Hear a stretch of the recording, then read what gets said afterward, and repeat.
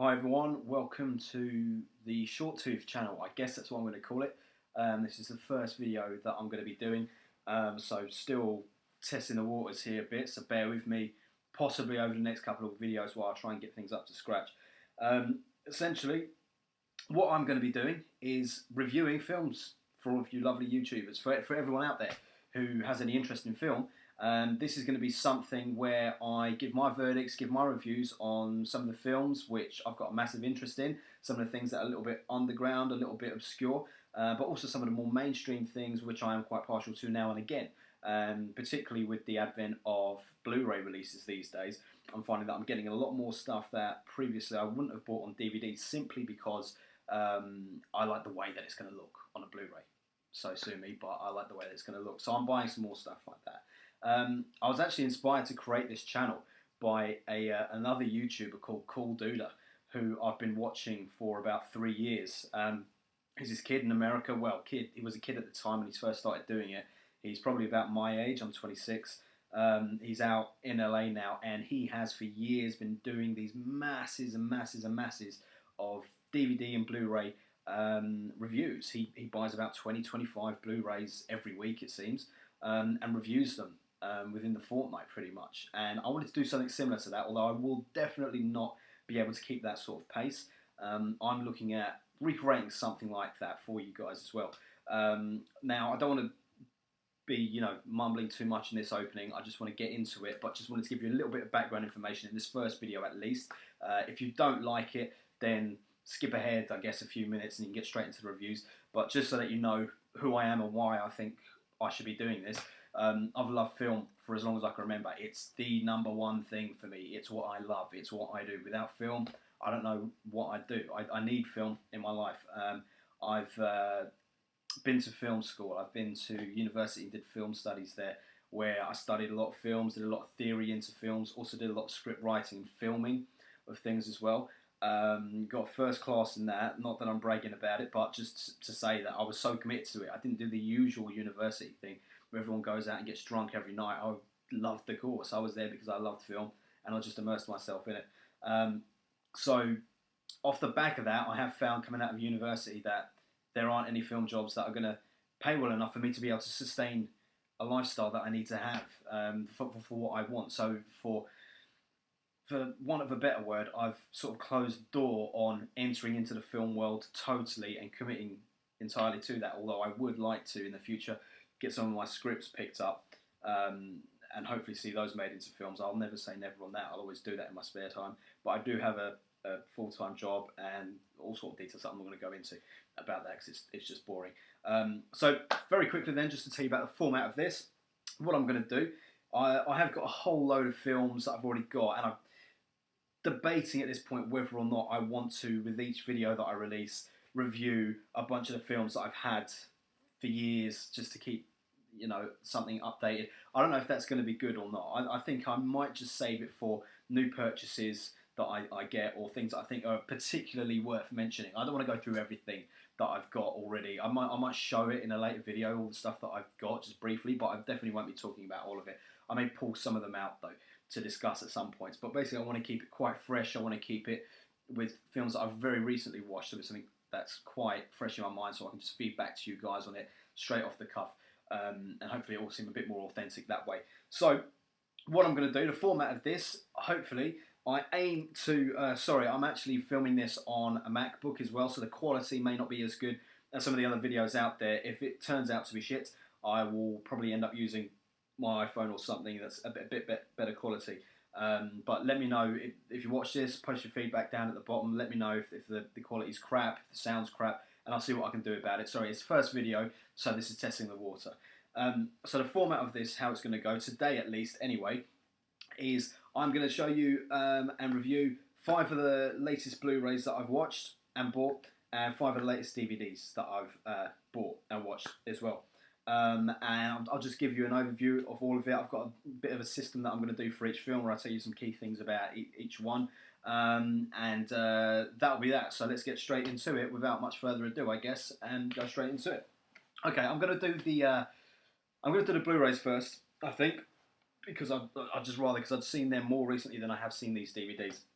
Okay, now sorry, just important to note before I start talking about some of these is I'm actually trying to complete a list that I guess has been going on for about 5 or 6 years for me, but recently the list has changed. So basically, I had a list of 1,000 films to see before you die, which came through from the Guardian newspaper a few years back, and I was working my way through those films. But something happened in my past whereby now I don't have a lot of the films that I collected. So about a year and a half ago, I had to reboot my whole film collection. I had a lot of films. I had a fair few thousand films, and they were all left behind, and I've had to build up my collection again over the past year and a half. So I'm working on another list now, and the list is this. I think it's a Times book. I'm not sure actually. No, I don't even think it's a Times book. It's 1001 movies to see before you die, and it's the 2012 edition.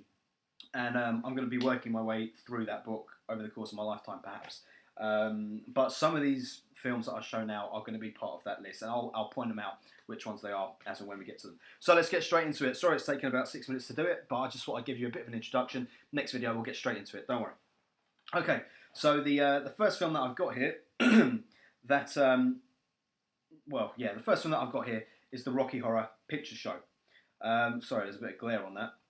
Now, this is the 35th anniversary edition, and it's, I mean, many of you may know about the film, but it stars Richard O'Brien, who, for UK audiences, I'm sure you'll remember him as the host of The Crystal Maze. That's pretty much all I knew him for before I saw this. I was aware that he dabbled in music a bit and did some theatre work, but he stars in this along with Tim Rice, who's another British actor who, for me anyway, as an avid horror lover, I identify with Pennywise from It, the film It, that horrible clown. And they're pretty much the two leads, the two stars in this film. Now, how I came to know about this is one of the films that was on the list, but I knew about it well before, of course, because it's quite a legendary film, quite a camp musical from what I understand. I've always been curious about it because I never knew what to expect, because I heard that it was like musical, campy musical, but mixed with a bit of horror, and it interests me. I'm not big on musicals. If they're done right, I'm all for them, but I'm not big on them, but I do like horror. So I thought, do you know what, I'm finally going to go for this. Well, I'll explain to you what the story is about. Basically, it begins with this wedding, and I don't want to give too much away, so I won't reveal any spoilers in any of these reviews that I do. But there's a wedding, and there's this young couple. Well, I say young. They are played by quite older actors, but I'm assuming they're meant to be quite a young couple. And they decide to get married, and they sing show tunes and all of that stuff while they're planning to get married, and it's all very lovey-dovey and loved up. Then they take a drive out. I'm not even sure why they're driving or where they're driving to. Perhaps it was even to get married in a shotgun wedding. But they come across this creepy castle at night. There's lightning, the rain's pouring down, it's pitch black, and they enter this castle. And they meet a couple of very, very strange homeowners there, to say the least, one of which is Richard O'Brien. And they're introduced to all the characters in his household with one of the greatest songs from the movie, in my opinion, which is The Time Warp, which many of you will probably know about. I actually performed this in my school play when I was about 10 years old, and it was the first time I've seen the film since then. So to put it in some context was pretty interesting. But they just are involved in the weirdest night ever. They're at this house, and there's all these creeps, these sort of ghoulish people. They're people, they're not monsters, but they're just freaky. And there's a lot of show tunes throughout the film, and increasingly it gets more and more bizarre. So this couple are sort of embroiled into what's going on in this household, whereby you have all these freaky, creepy people singing and dancing around, and you then have Tim Rice, who is this sort of demonic transvestite, I suppose you'd call him, who is trying to create some sort of lover, some sort of partner for him, which I think he wants to take back to his planet. It's all very bizarre. They don't make it too clear exactly what his reasonings are. But there's a lot of strange songs, a lot of strange acting, a lot of very funny moments in it as well. But it's not one of those films where you can sit down and it's like, great story. It's not that kind of film. It's kind of let yourself go with it, just enjoy the camp, just enjoy the wackiness of it. There are some good songs in there. It's very pleasing on the eye. As a Blu-ray release, it looks quality. I've no idea what the DVD looks like, but I'm sure that this Blu-ray has touched it up impeccably. The colours are really, really sharp. The sound is fantastic on it. But particularly worth mentioning are, sounds weird to say, but Tim Rice's lips in it. They're very, very red. He wears lipstick in it, but it is the red pops on his lips. It looks very good. But yeah, it all gets very weird throughout the night. Meatloaf even has a small cameo in it as well, the rock artist Meatloaf. You know, I'd be interested to see what other people think. That's the storyline. It just gets more and more bizarre throughout the night, and it is worth watching, I think. As for my verdicts on it, I don't know why. I enjoyed it, but it wasn't as good as I thought it was going to be. I thought the songs would be a bit more memorable. They weren't. There were a few, but they weren't. The storyline, because it is a bit scattergunned, it's a little bit hard to follow, and in that much, I don't really care what's going on or understand what's going on at some points. So unless the songs are super good, it kind of loses something to keep you watching. I did enjoy it though. It was a good effort, and I like anything that's a bit quirky and odd. So top marks for doing that. In terms of the film, I wasn't totally convinced by it. I think it could have been better. It was apparently a stage show beforehand that Richard O'Brien had put on, but maybe it lost something in the transition to the silver screen. I don't know. But I wasn't overly wowed with it. As a rating out of 10, to be honest, I think I would have to give it a 5, because it's halfway to being a good film. In as much as it has all the right elements there, it just doesn't bring it all together well enough for me. The songs aren't good enough, the story's not good enough, it's not funny enough or interesting enough. It's something that you watch and you keep watching because it's like, what the hell is happening? Surely there will be something that will explain what's going to happen. It doesn't come. But that being said, it's still great to watch in chunks, and there are some humorous moments. Rewatchability for it, I think I would happily rewatch the film with some subtitles on for the songs, because it's hard to even make out what they're saying in the songs. I don't think it's going to be a film that I'm going to be rewatching very often. By way of a recommendation, if there's something that I could liken it to, it would perhaps be Sweeney Todd, Tim Burton's Sweeney Todd, although in my opinion Sweeney Todd is a far superior film. I'm going to be biased on that because I'm a massive fan of Tim Burton and Johnny Depp particularly. But I guess that's the closest parallel I could draw to it, although Rocky Horror Picture Show is a lot camper, much less dark, and I would say it's directed more towards a gay audience. I think it would have a massive gay following, and you can see why. Apparently, they do repeat viewings of these films in certain cinemas, and people go and they dress up and they sing along. Great, for that I can see exactly why it's a good film. But for me, just sitting down watching it, not convinced. So yeah, that's my verdict on Rocky Horror Picture Show. Sorry, I'm going to speed these up a bit, I think, because I don't know how long this whole thing is going to last, so I don't want to drag on too long. Next film is Once. Now, Once is another film from the 1001 Movies to See Before You Die. Now, this film is something of a, should we say, an underdog, because not many people know about it. It's an Irish film, I believe. I could be wrong on that. It's an Irish film, I believe. And it stars the people's name. I'm not sure about it.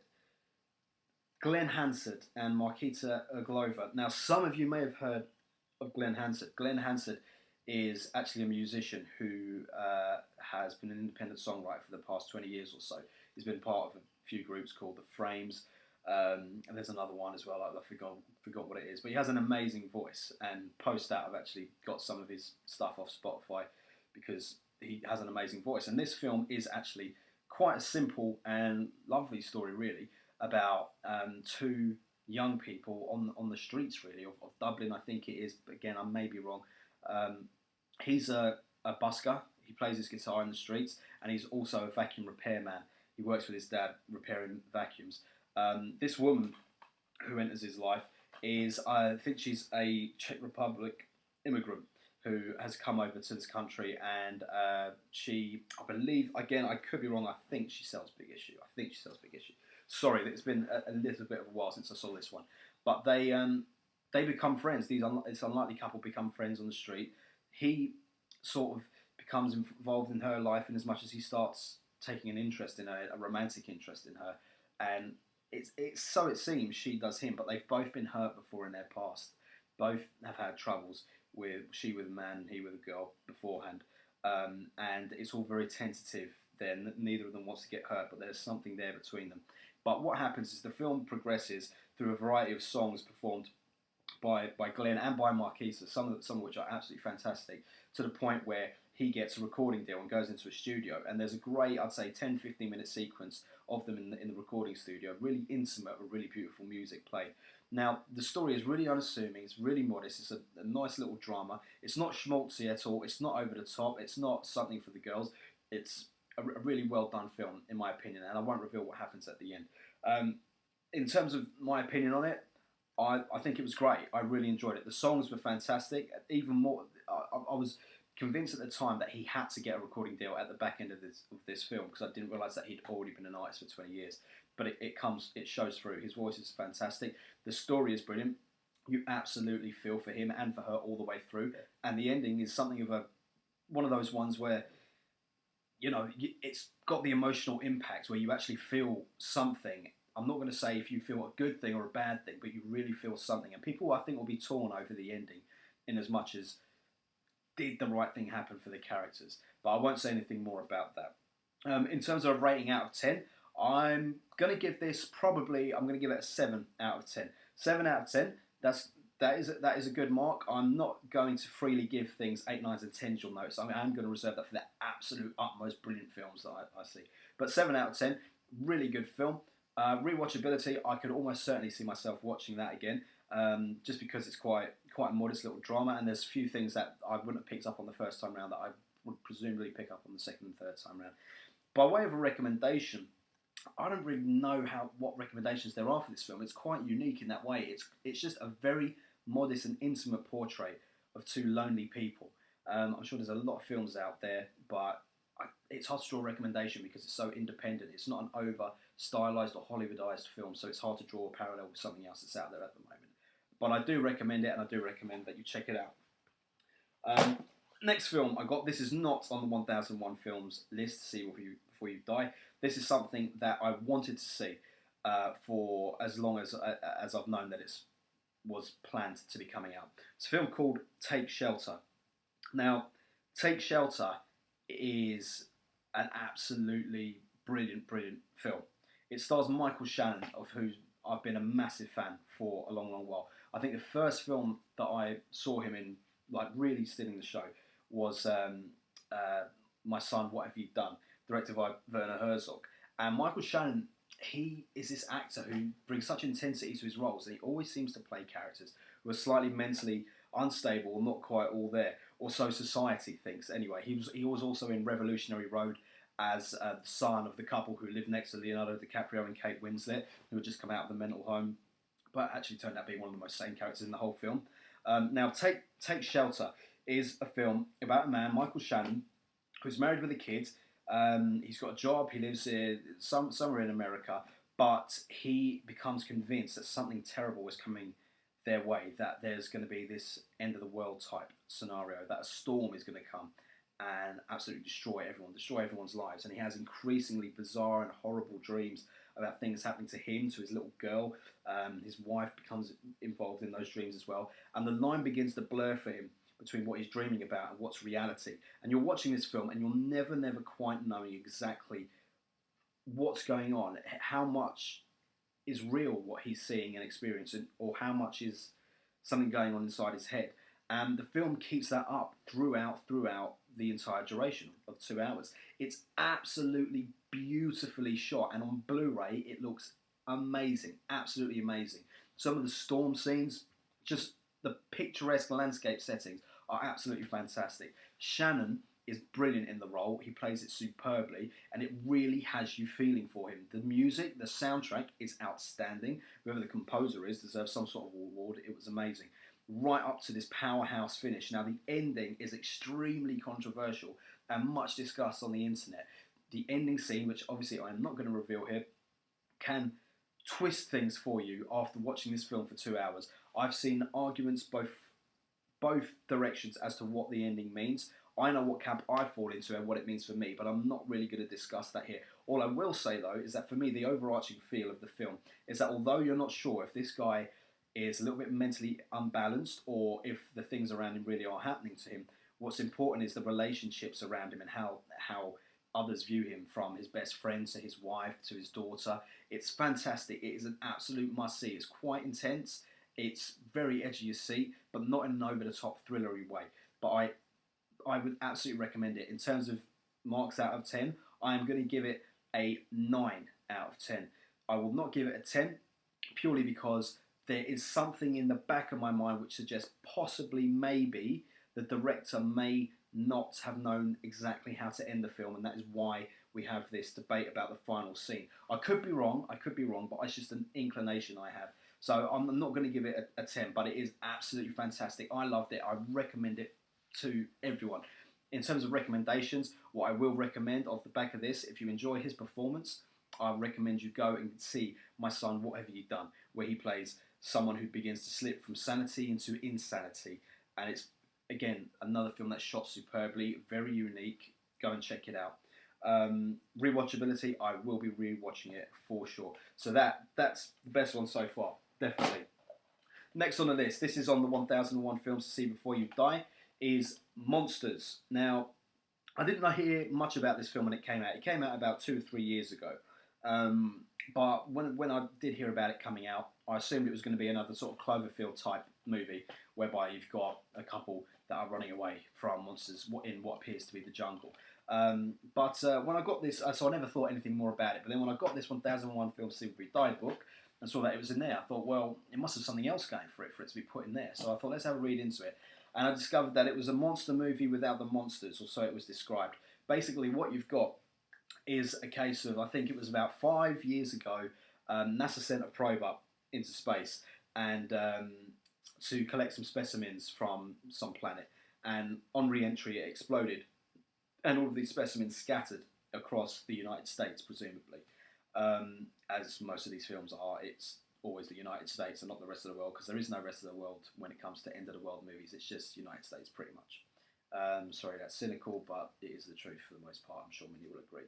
Now, what you've got is this young reporter, played by a guy called Scoot McNairy, who I haven't seen in anything before, and he has been assigned to go and take photographs. Sorry, he's not a reporter, he's a photographer for a newspaper, to take photographs of these monsters. That's what he wants to do. He wants to capture some of these monsters on tape, who now, 5 years down the line, are attacking randomly across America, and it's causing all sorts of carnage. But when he goes to this area to take some snapshots, he discovers that his boss's daughter is actually in the location where the most recent attack was.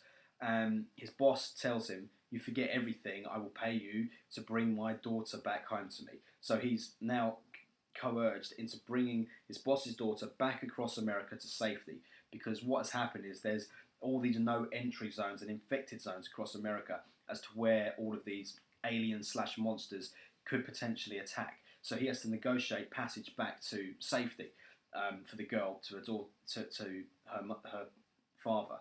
Now, the girl in it is Whitney Able. I have not heard of her before, and I've not heard of Scoot McNairy before either. Essentially, the film then follows them for a couple of hours as they journey through all different scenarios. They try and journey by boat, by bus, by walking, through jungle-type settings, through urban-type settings, crossing over through jungles into America, past walls.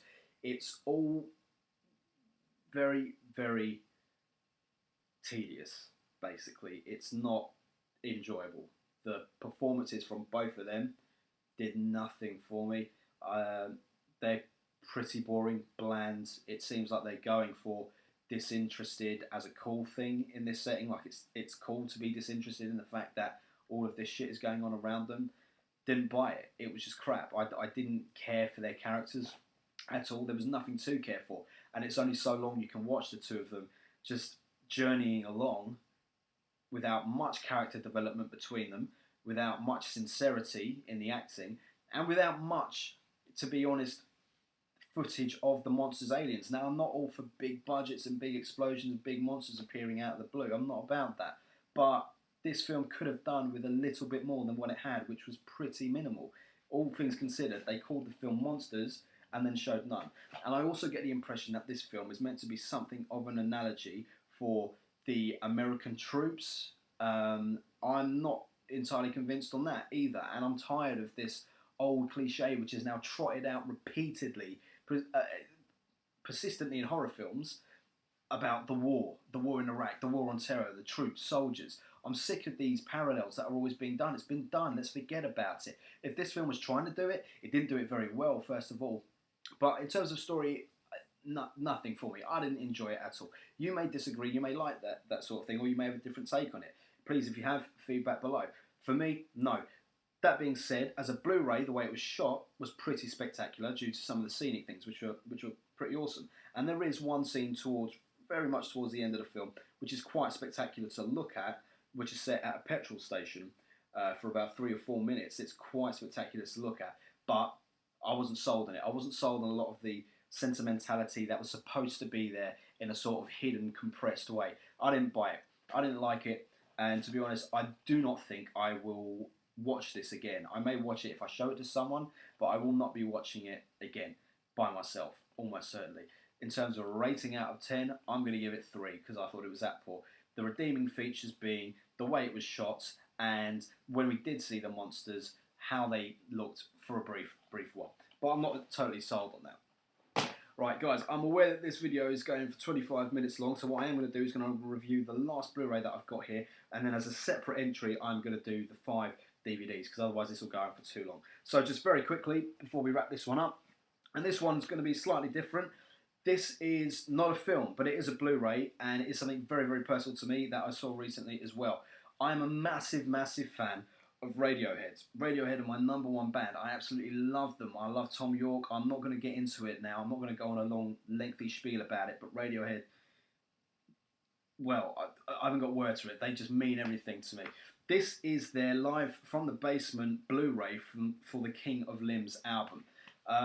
Now, all it is, I say all it is, but it is all it is a recording of their entire album being recorded in this basement studio type setting. And all the boys are there.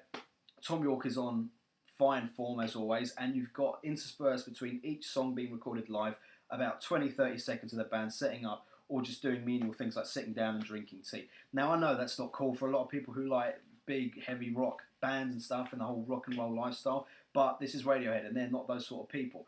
This Blu-ray is absolutely fantastic. Sorry, I'm just knocking this around here because pop-ups keep coming on.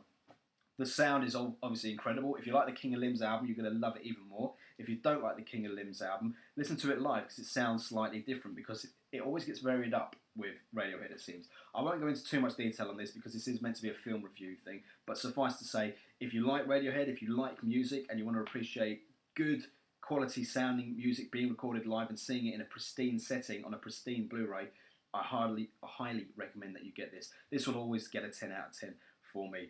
And I have rewatched it and will be rewatching it many, many times. If you want a recommendation for this, I have one other music live Blu-ray for you, which would be the 9 Inch Nails Beside You in Time Blu-ray from their tour. 9 Inch Nails, another great band.